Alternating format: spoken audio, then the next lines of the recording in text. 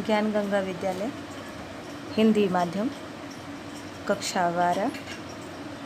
आज हम चौथा पाठ सदस्य पद पढ़ेंगे एसपी में। इस पाठ के अंतर्गत हम लोग पढ़ेंगे सदस्यता या सदस्य पद का क्या अर्थ होता है, सदस्य और अंशधारी में क्या अंतर है, सदस्य पद कौन प्राप्त कर सकता है, सदस्य पद प्राप्त करने की कौन कौन सी पद्धतियाँ या विधियाँ होती हैं और सदस्य पद का किस प्रकार से अंत होता है। ये सारी बातें इस चैप्टर में हम पढ़ेंगे। कंपनी की प्रतिभूतियों में विनियोग करने के लिए आम जनता को विज्ञापन पत्र द्वारा आमंत्रण दिया जाता है, जिसके अनुसंधान में कंपनी में विनियोग करने वाले इच्छुक व्यक्ति अंश खरीदने के लिए आवेदन करते हैं। कंपनी प्राप्त आवेदन पत्र एकत्रित करके उसका वर्गीकरण करती है। अंश आवंटन की नीति संचालक मंडल शेयर बाजार के प्रतिनिधियों के साथ परामर्श करके निश्चित करता है। अंश आवंटन का कार्य पूर्ण होने के बाद जिन आवेदकों को अंश स्वीकृत हुए हैं उनके नाम सदस्य रजिस्टर में लिखे जाते हैं। इस प्रकार वे कंपनी के सदस्य गिने जाते हैं। यानी कि जिन जिन व्यक्तियों के अंश शेयर के जो है आवेदन का पत्र जो है वो स्वीकृत कर लिया जाता है, उनका नाम ही रजिस्टर पर चढ़ता है। जिनके आवेदन को स्वीकृत नहीं किया जाता उनको फिर उस कंपनी के सदस्य पद में शामिल नहीं हो पाते हैं। इस प्रकार अन्य रीति से भी कंपनी का सदस्य पद प्राप्त किया जा सकता है। सदस्य होने के बाद कंपनी की ओर से कुछ अधिकार प्राप्त होते हैं और कुछ कर्तव्य भी निभाने पड़ते हैं। सदस्य पद या सदस्यता का अर्थ और परिभाषा। तो जिस व्यक्ति का नाम लिखित सहमति द्वारा अथवा अंश आवेदन द्वारा कंपनी के सदस्य रजिस्टर यानी पत्रक में लिखा हो वह कंपनी का सदस्य माना जाता है। संक्षेप में सदस्य बनने के लिए सदस्य की लिखित सहमति और उसका नाम सदस्य पत्रक में होना आवश्यक होता है। सदस्य पद की परिभाषा क्या है? तो कंपनी कानून के अनुसार जो व्यक्ति कंपनी के आवेदन पत्र में हस्ताक्षर कर सदस्य बनने के लिए सहमति दी हो और जो अन्य व्यक्ति ने कंपनी के सदस्य बनने में लिखित सम्मति दी हो वह कंपनी का सदस्य माना जाता है।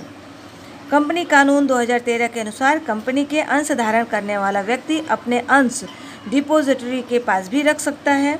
इस अंशधारी का नाम कंपनी के सदस्य पत्रक यानी रजिस्टर में नहीं लिखा होने पर भी डिपॉजिटरी की बही में लाभार्थी मालिक के रूप में दर्शाया जाने से वह भी कंपनी का सदस्य गिना जाता है।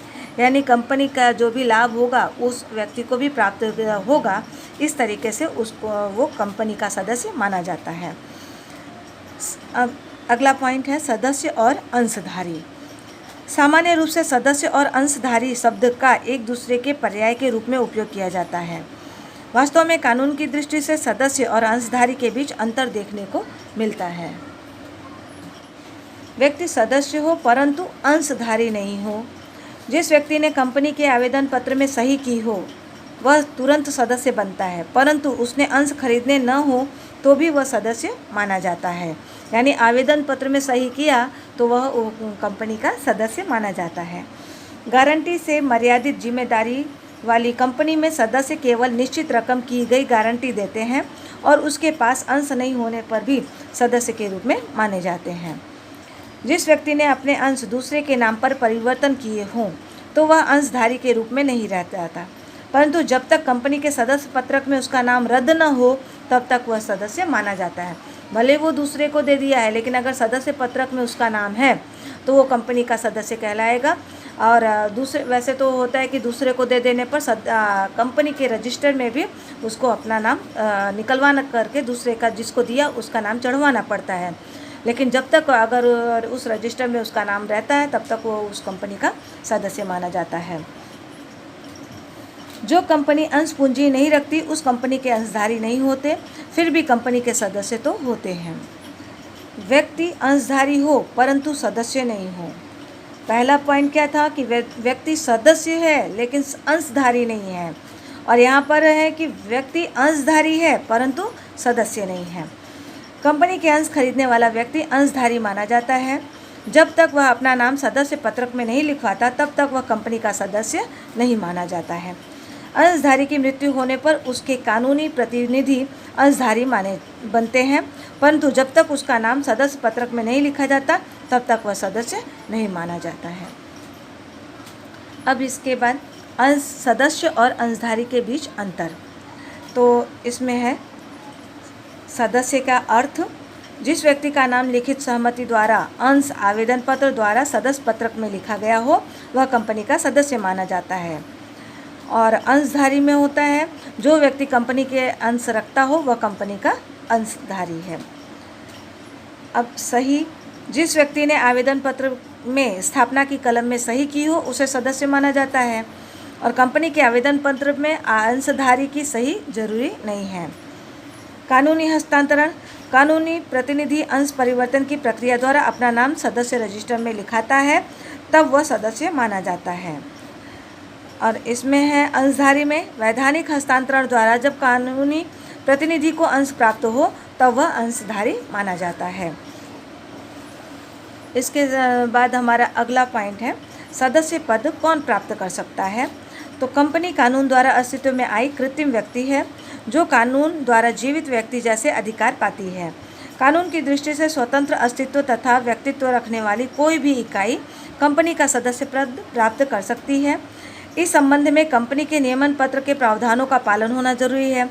कंपनी का सदस्य पद पाने के लिए निम्नलिखित व्यक्ति या संस्था का समावेश किया जा सकता है, जिसमें है जीवित व्यक्ति।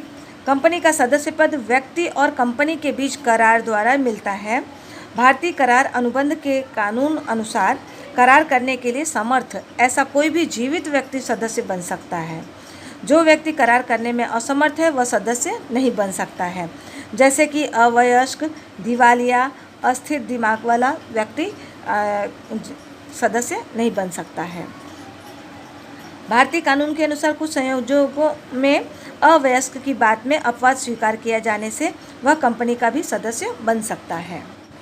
पेढ़ी के साझेदार, साझेदारी पेढ़ी कानून की दृष्टि से व्यक्ति न होने से वह सदस्य नहीं बन सकती, परंतु पेढ़ी के साझेदार व्यक्तिगत रूप से और संयुक्त रूप से कंपनी का सदस्य पद पा सकते हैं।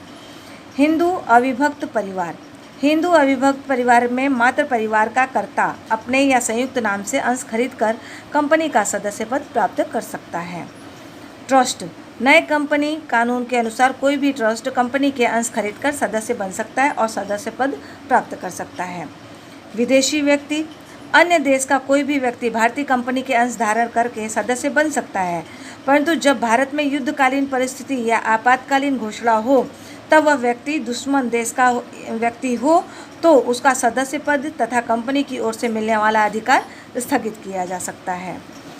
संयुक्त अंशधारक, जब दो या उससे अधिक व्यक्ति संयुक्त नाम से कंपनी के अंश खरीदे तब कंपनी के सदस्य पत्रक में संयुक्त नाम लिखा जाता है। जिसके नाम सदस्य पत्रक में दर्शाए हों उसकी व्यक्तिगत और संयुक्त जिम्मेदारी उत्पन्न होती है। प्रबंध की सरलता के लिए जिसका नाम प्रथम हो उसके नाम से कंपनी पत्र व्यवहार करती है।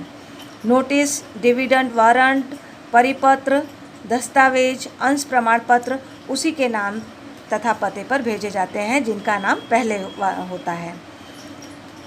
अगला है कंपनी। कंपनी कानून द्वारा अस्तित्व में आई अलग और स्वतंत्र कृत्रिम व्यक्ति होने से सदस्य पद प्राप्त कर सकती है। कंपनी अपने नियमन पत्र के अनुसार दूसरी कंपनी का सदस्य पद प्राप्त कर सकती है, जिसमें निम्नलिखित प्रावधानों का पालन करना जरूरी है। पहला है कंपनी अपने नियमन पत्र के अनुसंधान में ही अन्य कंपनी का सदस्य पद प्राप्त कर सकती है।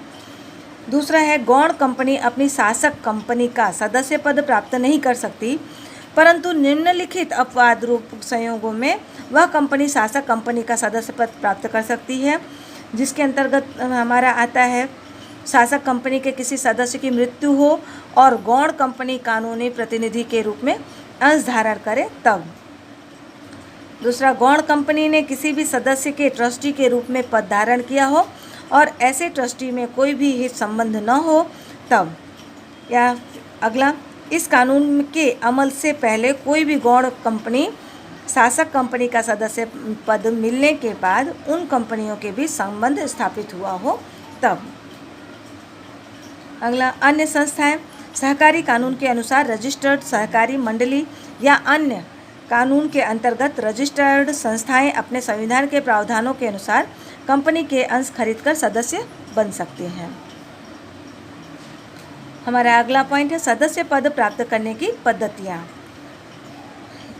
कंपनी के सदस्य अंश धारण करने वाला प्रत्येक व्यक्ति जिसका नाम सदस्य पत्रक में लिखा हो वह सदस्य माना जाता है। कंपनी का सदस्य पद पाने के लिए अलग अलग रीतियाँ होती हैं, वो जो कि निम्नानुसार हैं। आवेदन पत्र में सही द्वारा, यानी जो आवेदन पत्र में सही करता है वो कंपनी का सदस्य माना जाता है। कंपनी के आवेदन पत्र की स्थापना की कलम में सही करने वाला व्यक्ति पंजीयन का प्रमाण पत्र मिलने से अपने आप सदस्य बनता है। कंपनी के सदस्य बनने के लिए सदस्य की लिखित सहमति और सदस्य पत्रक में नाम होना पूर्व शर्त है। फिर भी स्थापना की कलम में सही करने वाला यह शर्त लागू नहीं पड़ता है। अंश आवंटन द्वारा, कंपनी विज्ञापन पत्र द्वारा आम जनता को अंश निर्गमन के लिए सार्वजनिक आमंत्रण देती है, जिसके संदर्भ में व्यक्ति अंश खरीदने के लिए आवेदन करते हैं। जिनका आवेदन स्वीकार हो तब उसे आवेदक का नाम सदस्य पत्रक में लिख दिया जाता है। परिणाम स्वरूप वह कंपनी का सदस्य बनता है और सदस्य पद प्राप्त कर लेता है। अंश परिवर्तन द्वारा, जब कोई अंशधारी अपने अंश अन्य व्यक्ति को बेचे तब अंश परिवर्तन की विधि का अनुसरण कर अंश खरीदने वाला व्यक्ति कंपनी की सदस्य पद प्राप्त कर सकता है। इस प्रकार अंश परिवर्तन कंपनी कानून की व्यवस्थाओं और कंपनी के नियमन पत्र के अधीन किया जा सकता है। कानूनी हस्तांतरण द्वारा, जब किसी अंशधारी की मृत्यु हो या दिवालिया या स्थिर मस्तिष्क का घोषित हो तब कानूनी प्रक्रिया द्वारा अनिवार्य हस्तांतरण आवश्यक होता है। ऐसे संयोगों में उसके वारिस जो होते हैं या कानूनी प्रतिनिधि सदस्य बनते हैं। परिणाम स्वरूप उनका नाम सदस्य पत्रक में लिखने से सदस्य पद प्राप्त होता है उन्हें। कानूनी प्रक्रिया द्वारा परिवर्तन के लिए कंपनी समक्ष अपने अधिकार पत्र प्रस्तुत करने पड़ते हैं। रोकड़ के अतिरिक्त प्रतिफल के रूप में प्राप्त अंश द्वारा, कंपनी अस्तित्व में आए और धंधा प्रारंभ करे तब तक अनेक निष्णात विशेषज्ञ व्यक्तियों की सेवा लेना जरूरी होता है। ऐसी सेवा देने वाले व्यक्तियों की सेवा या कार्य के पारिश्रमिक के बदले पूर्ण भरपाई हुए अंश कंपनी प्रतिफल में देती है। परिणाम स्वरूप उस व्यक्ति का नाम सदस्य पत्रक में लिखा जाता है जो और सदस्य पद उसे मिल जाता है। सदस्य के रूप में आभासी देखाव करके, जब कोई सदस्य अपने अंश अन्य किसी को बेचे तब उसके सदस्य पद का अंत होता है। उसके पास सदस्य पद न होने पर भी वह कंपनी के सदस्य पत्रक में नाम चालू रहने दे या फिर स्वयं सदस्य है ऐसा दिखावा करे या आभासी व्यवहार द्वारा सदस्य पद के रूप में अधिकार का उपयोग करे और परिणाम स्वरूप सदस्य के रूप की जिम्मेदारी उत्पन्न हो तब वर्तमान में वह सदस्य नहीं है ऐसी दलील करे, वह यह मान्य नहीं गिना जाएगा, कारण कि कानून की दृष्टि से उसको सदस्य के रूप में हक नहीं मिलता है परंतु सदस्य के रूप में जिम्मेदार होता है।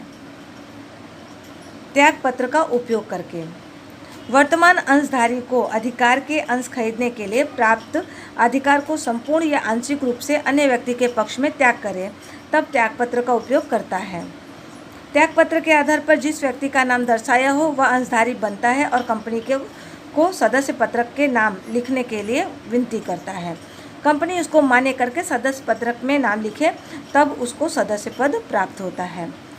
रूपांतर पात्र ऋण पत्र धारक द्वारा, जिस ऋण पत्र धारक के पास रूपांतर पात्र ऋण पत्र हो और निश्चित मुद्दत के अंत में ऋण पत्रों का इक्विटी अंश के रूप में रूपांतर हो तब वह ऋण पत्र धारक इक्विटी अंश धारण करने के से सदस्य बनता है और सदस्य पत्रक में उसका नाम लिखा जाता है।